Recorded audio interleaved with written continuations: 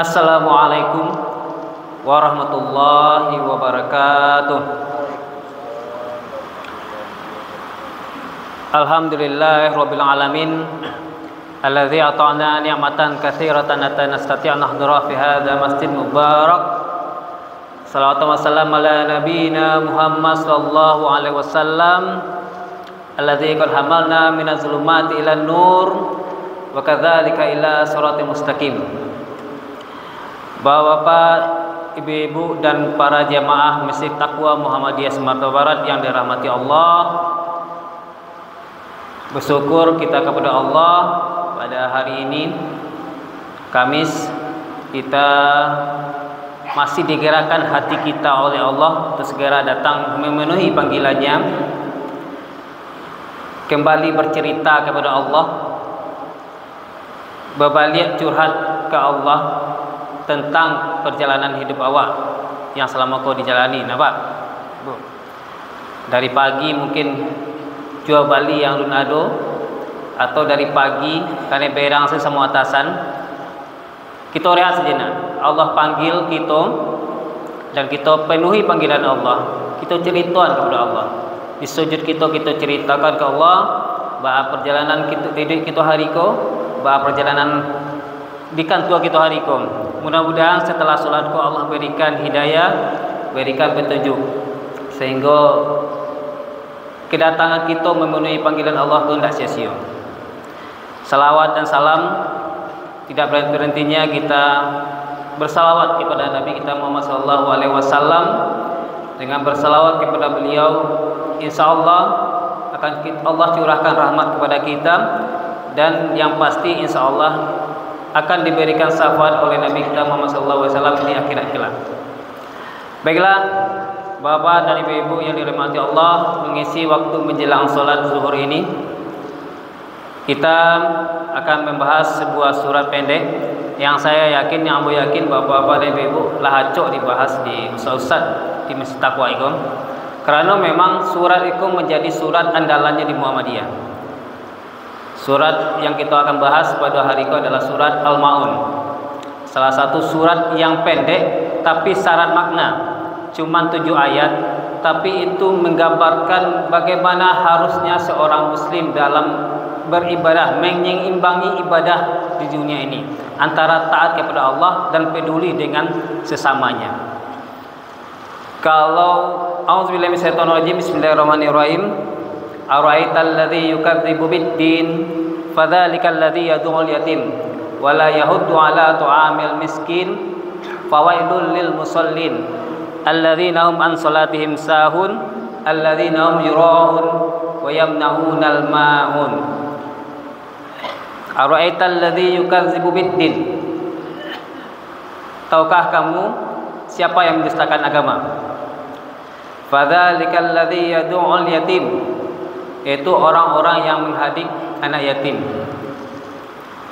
Wala yahuddu 'ala tu'amil miskin, dan enggan menyuruh orang untuk memberi makan orang-orang miskin.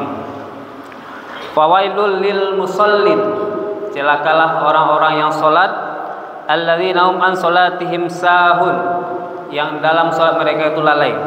Alladzina hum yura'un, dan orang-orang yang berbuat diam, wa yamna'unal ma'un, dan enggan memberi dengan membantu dengan barang-barang yang berguna. Baiklah Bapak-bapak dan Ibu yang dirahmati Allah, kita tidak akan menyelesaikan ayat ko langsung hari ko Bapak. Kita maraton, kita bahas ayat ko satu persatu, dan insyaallah ayat itu bisa memberikan dampak positif lah kepada kita. Karena kalau kita kajang selesai pembahasannya, nanti tidak terlalu kita ambil hikmahnya.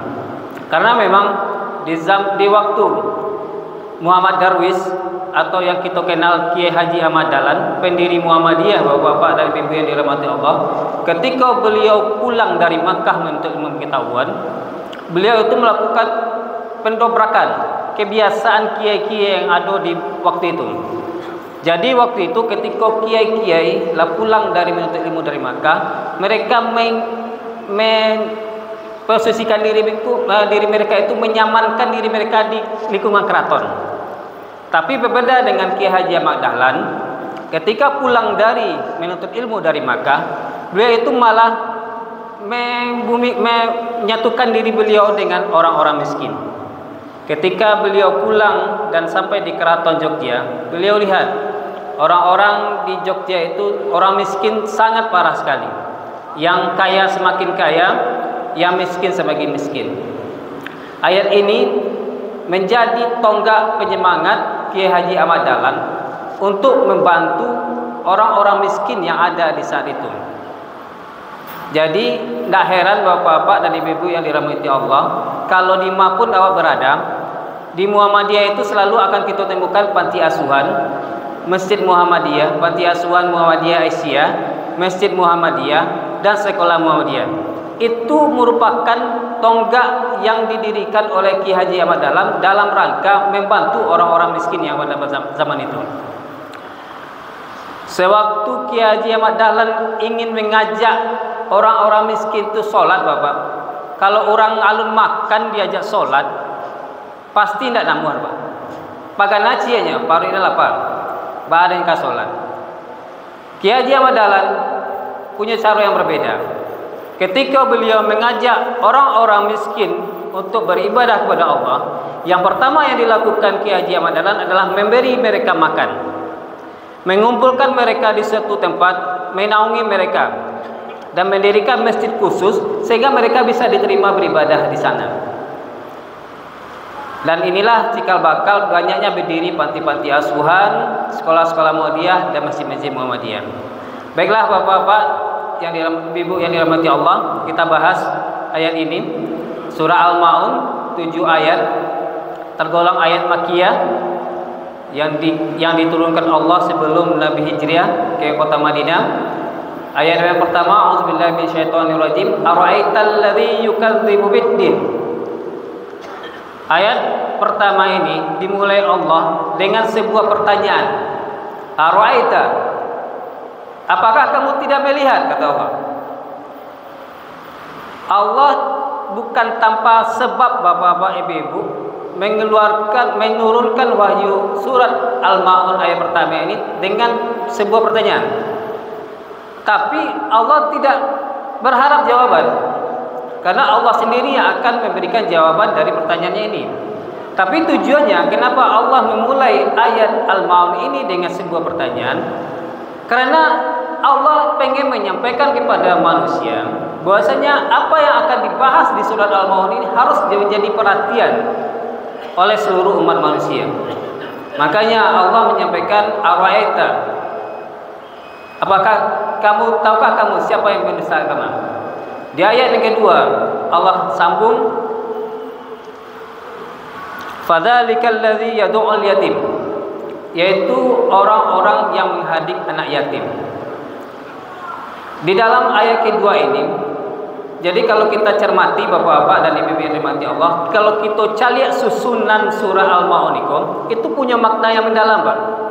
Di ayat kedua yang dibahas Allah itu adalah anak yatim. Yang ketiga orang miskin. Baru setelah itu yang dibahas sholat.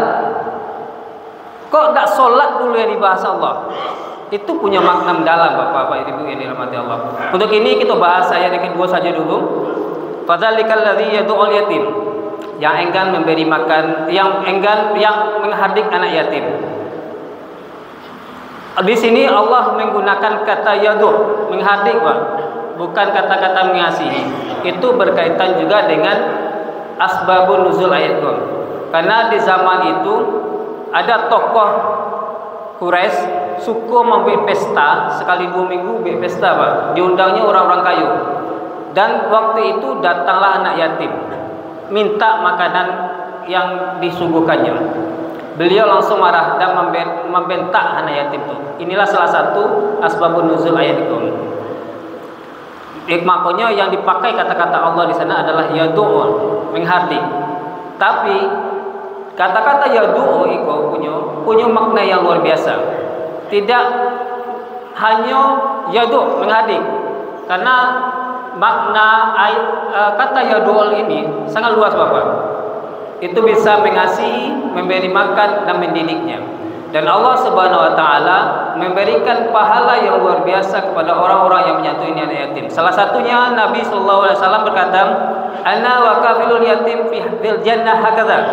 Jadi Nabi mengecek ambo dan orang-orang yang menyantuni anak yatim itu seperti ini.